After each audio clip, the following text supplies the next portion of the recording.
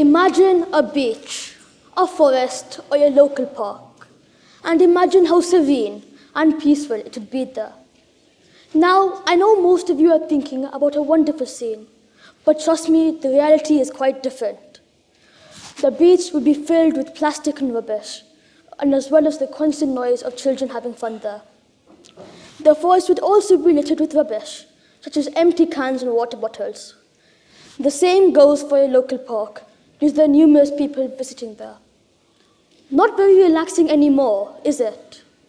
So how was it like in the past? Well, you may think that it was worse due to the increase in pollution and the invention of plastic. And you'd be right. After all, World War II caused a lot of pollution in the area, and this wasn't helped by the invention of cars and the increase in the use of machines. If it was this bad in the past, surely it will be better in the future. Maybe there will be robots to clean it, or maybe through the use of new technologies. Who can know for sure?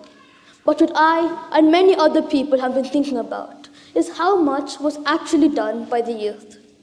My name is Kavin Rajan, and today I will take you to the depths of how the youth have affected the environment in the past, the present, and in the future. Firstly, let me tell you about how the youth have affected the environment in the past. For pure simplicity, I will be talking about the 20th century. So, during the 20th century, many youths have littered. Some have committed vandalism, damaging rocks, trees, etc. And most, if not all, have consumed a large amount of energy, electricity, water, and materials. I believe that the cause of this behavior, in fact, I know that this is the cause, is because they were not aware of the impact on the environment.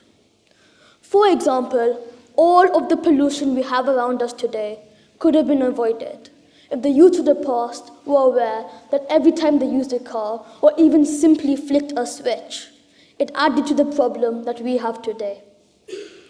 But it wasn't all bad. There were a number of movements and protocols to help the environment during the 20th century, such as the Kyoto Protocol to reduce greenhouse emissions in the US during 1997, the first Earth Day created to raise awareness about pollution during 1970, the Chipko movement in India to protect the local woodlands during 1973, and the first Earth First group created during 1991. All of these movements, protocols, effort, and sacrifices, if you will, helped set a foundation for the youth of the present, us, to help and nurture the environment that we have today. Speaking of the present, how have the youth affected the modern day? Well, we still have the littering, the vandalism, and large consumption rates, but it does not seem as bad as before. This is because that we are now educated about how to limit our carbon emissions, how to reduce plastic pollution, etc. Now, every time we use a car, every time we flick a switch, we are now aware that every time we do those things, it causes to a problem that cannot be fixed. So how far did it get us? Well, the average surface temperature is still increasing since the Industrial Revolution. Plastic pollution is still rising, and a large amount of forest is cut down each year. Not very good, right? But we have certainly improved. Air pollution has decreased drastically, or at least less than we thought of right now.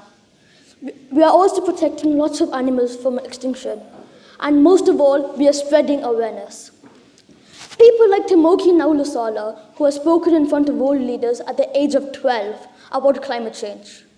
Redeema Pandey, who raised a letter of complaint to the Indian government at the age of 9. Greta Thunberg, who resiliently led protests to stop climate change.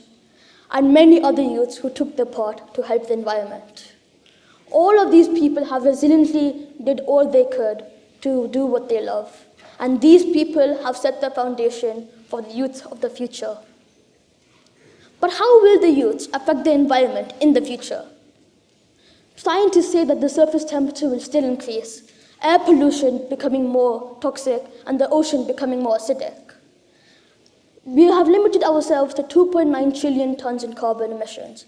We have already used 1.9 trillion tons, and we are aiming to use the remaining trillion in only 21 years. Not very good future, is it?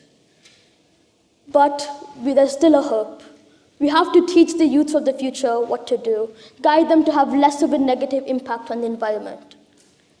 We could teach them to do many things, such as using cars less often, recycling more, wasting less energy, and much more. These may seem like small things to you, but trust me, they add up. And if every single person does it, it will easily make the world a better place. As well as this, hopefully new technologies will be created, which will help the youths of the future to use and reduce their carbon footprint. But we do not have to wait for the future. We do not have to procrastinate. Keep on saying, I'll do it tomorrow. Because eventually there will be no tomorrow to help. Thank you for listening.